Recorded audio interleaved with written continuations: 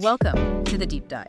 This is the place where we take all that source material you've sent us, the articles, the apps, the YouTube channels, all of it, and we distill it down into what you really need to know right now.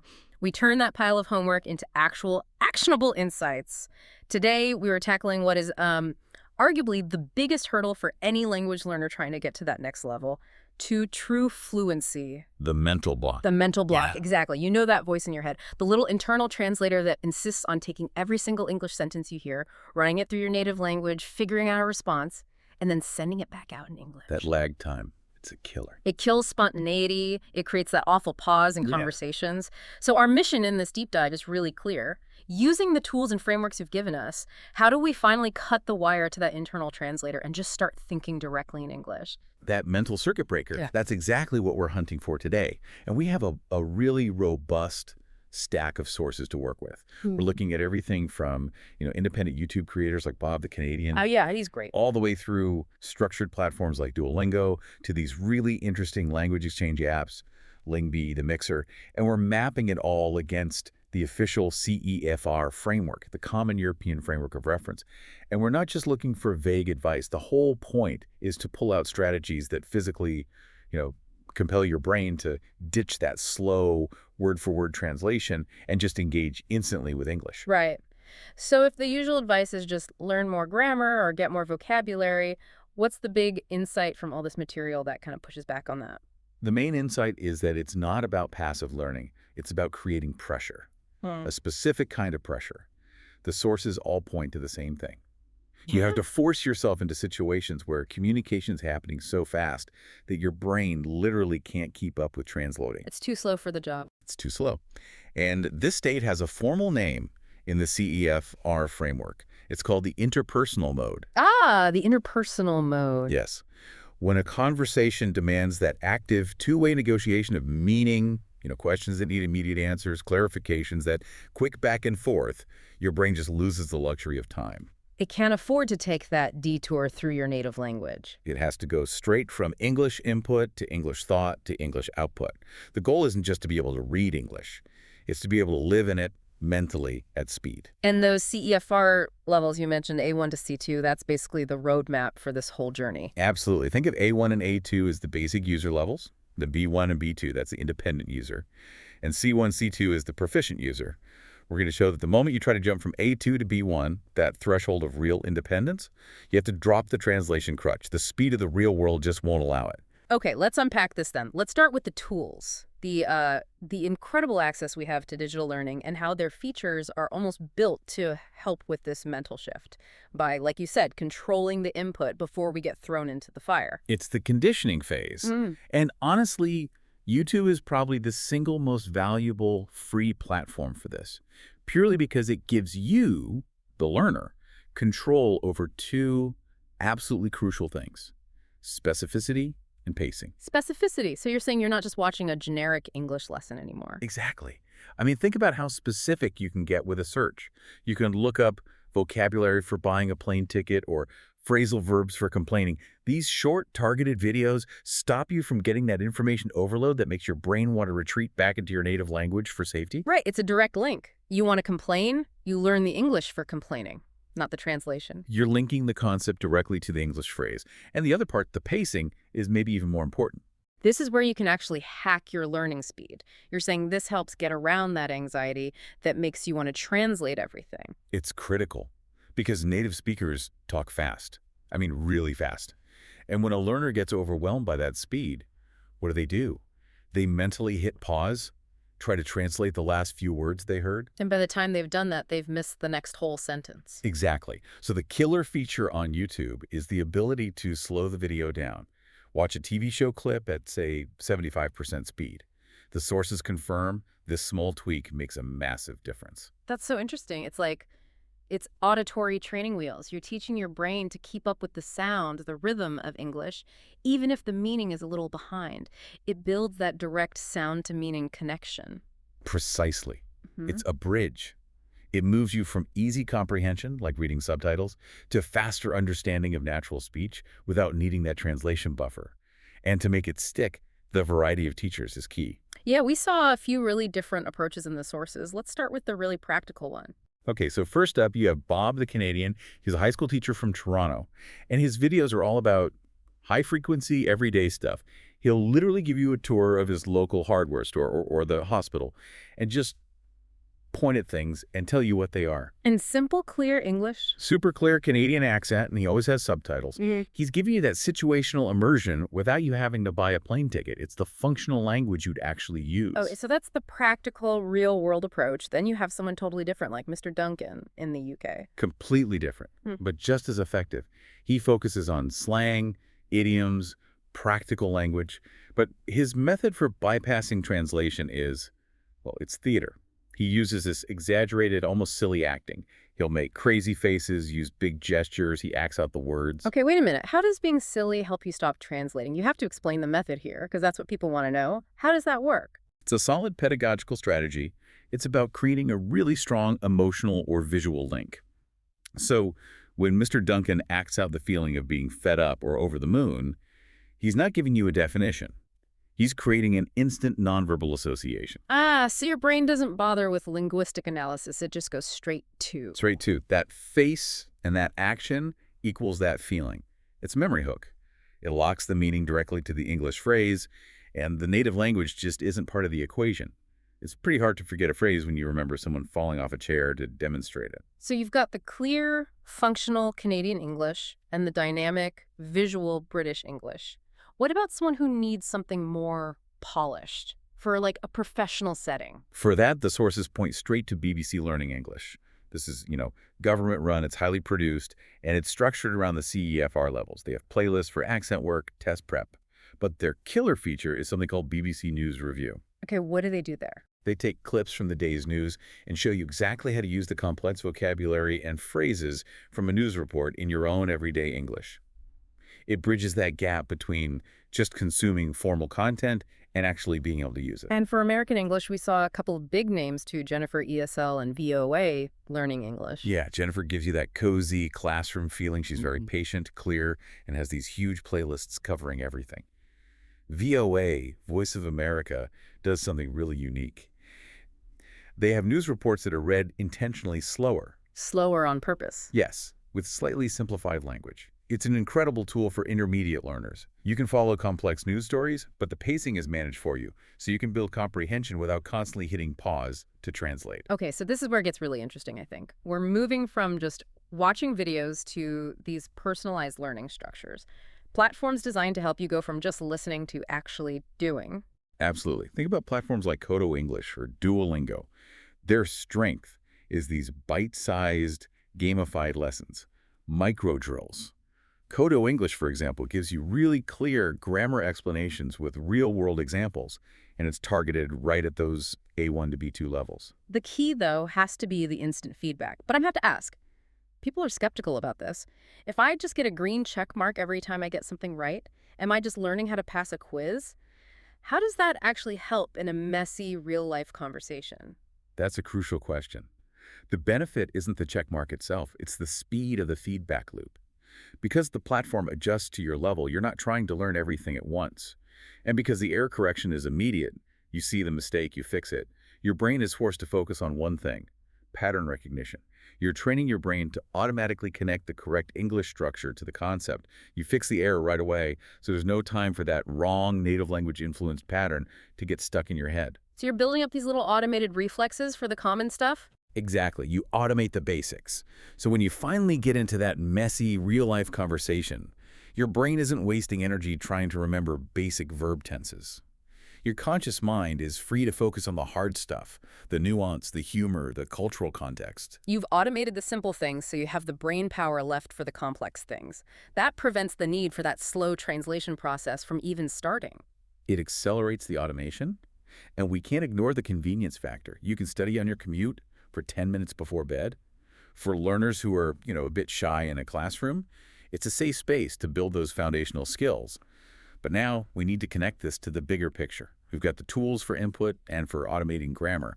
Now we have to talk about the CEFR framework and the specific situations that make direct thinking mandatory. Right. It feels like a lot of learners, especially intermediates, spend 90% of their time in one type of learning mode and almost completely ignore the one that forces them to think on their feet. This is where those CEFR descriptors must be really important. That's it. Your language skills are measured across three main modes, and understanding them is the key to breaking the translation habit. First, you have the interpretive mode. This is one-way communication where you're just receiving information, listening, reading, watching. Your only job is to understand. This mode is vital, but it always allows time for that internal translator to work in the background. You can pause a podcast. You can reread a sentence 10 times if you want. No one's waiting for your answer. Precisely. Next is the presentational mode. This is one way, but you're the one producing it, speaking or writing. Think of a prepared speech or a formal email. Accuracy is important, but again, you usually have time. You can prepare, edit, revise. The pressure is manageable. Okay, and then there's the third one, the one that's the real test. The interpersonal mode. This is the game changer. It's two-way, active communication. The defining feature is what the framework calls active negotiation of meaning in real time. Real time. Each person has to respond immediately to the other. I ask you a question, and I'm waiting for the answer now. This is where the translation process just fails. The lag is too great. The brain can't do that four-step process. Hear in English, translate to native, think in native, translate back to English. It's too slow. So the moment you're forced into that back and forth, your brain just takes the shortcut out of necessity. It has to. And we can actually see this happen when we look at the jump between the CEFR levels. So at A1, the breakthrough level, it's all about survival. Ask and answer simple questions about immediate needs. What's your name? Where's the bathroom? The interaction is instant, but the topics are very simple, very predictable. So you can almost pre-memorize the phrases. Right. Then you get to A2, the wastage level. Here you can exchange basic information on familiar topics. Talk about your job, what you did last weekend. Again, it's interpersonal, but it's still pretty controlled. Translation is still possible, but it starts to feel slow. But the big jump, the point where that internal translator becomes a real problem, is B1. That's the moment. B1 is the threshold level. It's the beginning of being an independent user. And listen to this specific descriptor for spoken interaction at B1. The learner should be able to maintain interaction, even though pausing for grammatical or lexical planning and repair is evident. Pausing for planning and repair, that's it. That's the sound of the internal translator grinding to a halt in real time. Is the sound of the system breaking down under pressure. At A2, the topics are predictable. At B1, you suddenly have to deal with most situations likely to arise whilst traveling or express and sustain opinions. These are unpredictable. You're dealing with a lost suitcase at an airport. A situation you haven't memorized a script for. Exactly. And your brain's first instinct is to translate. And that pause, that visible effort, that's the time you're spending trying to translate the problem, formulate a complex answer in your native language, and then translate that back into English. It kills the flow of the conversation. And because you have to sustain the conversation at B1, you can't just say one sentence and be done. You have to keep going, which means the next translation has to start before the first one is even finished. It's an impossible bottleneck. That is precisely why you have to develop a new skill at this level. Circumlocution. The ability to talk around a word you don't know. That's a pure English-to-English skill. You don't have time to look up the word. You have to use the English. You have to describe it. And that forces direct English thought. And B2 is the goal, the vantage level. What does that look like? B2 is fluency and spontaneity without that strain. The descriptor says the learner can interact with a degree of fluency that makes regular interaction with native speakers quite possible without strain for either party. Without strain for either party, that's key. It's huge. It means the conversation flows. If B1 is when you can see the translator struggling, B2 is when the translator has been successfully bypassed. The brain is now using English as a thinking tool, not just a communication tool. So what this all really means is the only way to silence that translator is to put yourself in situations where it's too slow to work. You have to talk to people, even when it feels awkward and you make mistakes. That friction is actually the point. That friction is exactly where the rewiring happens. And the research backs this up completely. That University of Wisconsin-Madison study in our sources was crystal clear. Learners who do speaking exercises, who put themselves in that interpersonal mode, dramatically outperform people who just stick to listening and reading. Language exchange is like a low-pressure playground for this. But a lot of the early language exchange apps were just text-based, which lets you be slow and careful. So we need tools designed specifically to force you to be spontaneous. Which apps do that? Okay, so we saw a few that are built to prioritize real-time talking. A great example is the Mixer.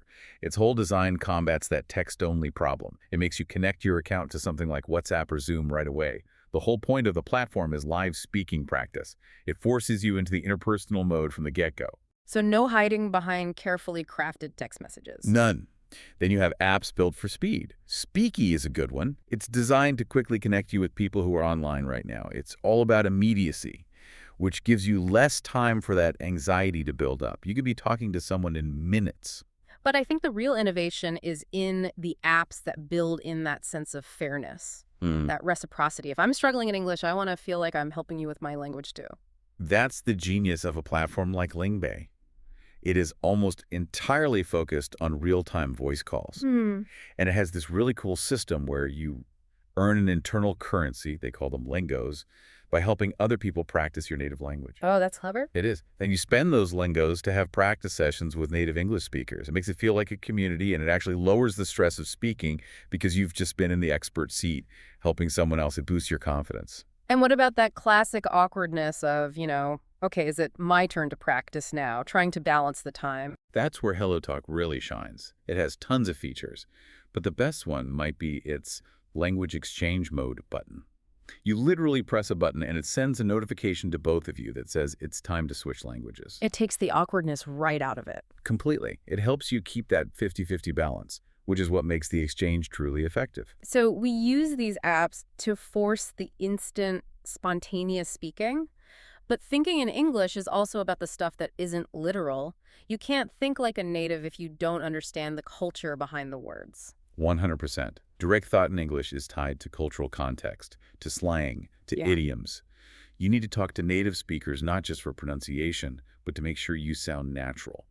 The sources make a big point of this. You can learn perfect grammar from a textbook, but still use phrases a native speaker would just never, ever say. Can you give an example of that? A cultural gap where translation just completely fails? Sure, take a common idiom like to bite the bullet. If you translate that literally word for word into most other languages, it sounds insane. The meaning to face a tough situation with courage is completely separate from the words. So a learner who is still translating will just get stuck. They'll be totally lost. You have to create a direct link in your mind between that specific English phrase and the concept of stoic endurance. To really get it, you almost have to think in the cultural history that produced it. The meaning is not in the words, it's in the culture. The ability to use idioms correctly is probably the ultimate proof that you've bypassed the translator. And diving into this cultural side of things has, from what we've read, really profound personal benefits beyond just language skills. It really does. There was that fascinating study. I had a stereotype that Americans were fat. It shows that as learners engage more with native speakers, they become more culturally sensitive, more tolerant. You start to see how language reflects a culture's deep-seated values and beliefs, and it makes you question your own. And we see this reinforced in the content, too. Channels like Learn English with TV series take clips from shows like Friends or movies like Star Wars, and they break down the slang, the jokes, the cultural references. You're learning the language as it's actually lived, which I think raises a really important question. We've got the tools. We understand the need for pressure. How do we keep this up? How do we make sure we're making consistent progress and don't slide back into that old, comfortable habit of translating? Right. Consistency and having a real strategy seems critical. It's so easy to get excited, download 5 new apps, use them for a week, and then nothing. You lose the momentum without a plan. Which is why the sources give some really clear mandatory tips. First, and this is no surprise, is consistency. You have to do it regularly, even if it's just 10 minutes a day. The brain needs that regular stimulation to keep those new English pathways strong. And you can't just rely on one app or one channel. No, combining platforms is much more effective. Use something like Duolingo for your daily grammar drills, the automation part. Then be ruthless about using a speaking app like Lingbei for that interpersonal mode pressure. And then use something like BBC Learning English for your high-quality listening practice. You're hitting all the different modes.